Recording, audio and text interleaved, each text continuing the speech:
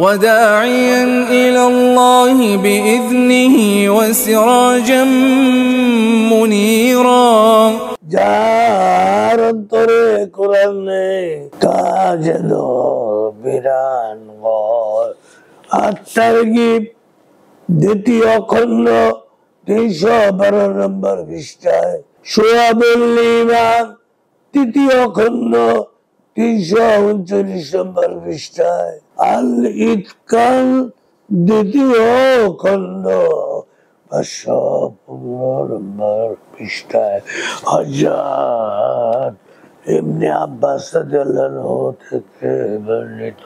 তিনি বলেন, ইন্নাল্লাযী লাইসা ফীহি জাওফিহি শাইইন মিনাল কুরআনি কাল বাইতিল খরিবি। রাসূলুল্লাহ সাল্লাল্লাহু আলাইহি ওয়াসাল্লাম ইরশাদ করেছেন, নিশ্চয়ই ওই ব্যক্তি যার ভিতরে কোরআনে কারিমের কিছু মাত্র নেই, যার ভিতরে কোরআনুল কারিমের কিছু মাত্র নেই, সে বিরান ঘরের মতো। বিরান যে ঘর পড়ে থাকে সেই ঘরের মতো। বুখারী শরীফ দ্বিতীয় খণ্ড 584 নম্বর পৃষ্ঠায় 3932 নম্বর হাদিস হযরত জাবের রাদিয়াল্লাহু আনহু থেকে বর্ণিত। তিনি বলেন, আল্লাহর নবী সাল্লাল্লাহু আলাইহি ওয়াসাল্লাম কানা ইয়াজমাউ বাইনার রাজুলিনি মিন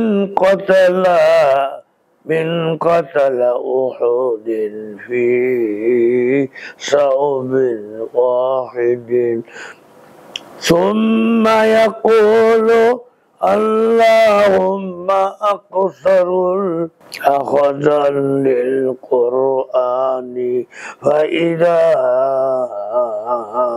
أشير له إلى أحد قدمه في الحديث। নবী করিম সাল্লাল্লাহু আলাইহি ওয়াসাল্লাম উহুদ যুদ্ধে শহীদদের দুইজন শহীদকে এক কবরে দাফন করার জন্য জমা করলেন।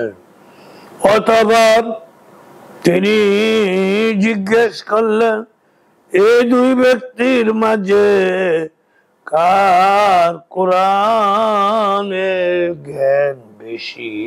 তখন যার দিকে ইশারা করা হতো তাকে কবরে প্রথমে রাখা হতো।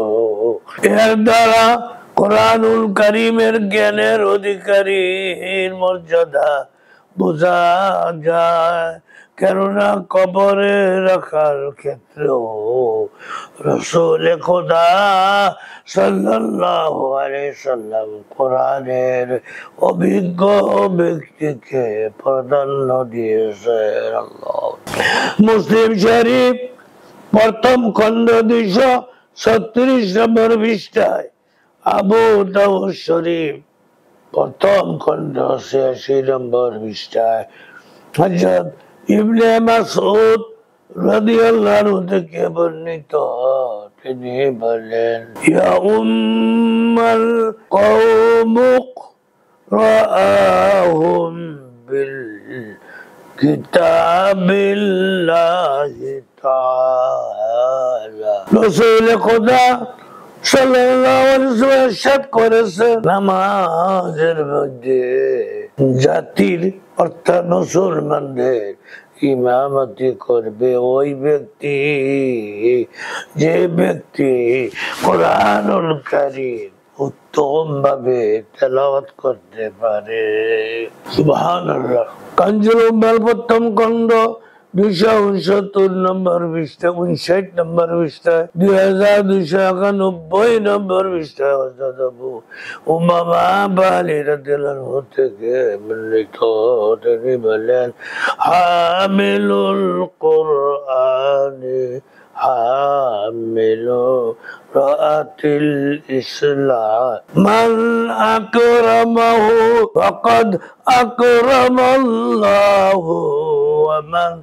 ومن أهانه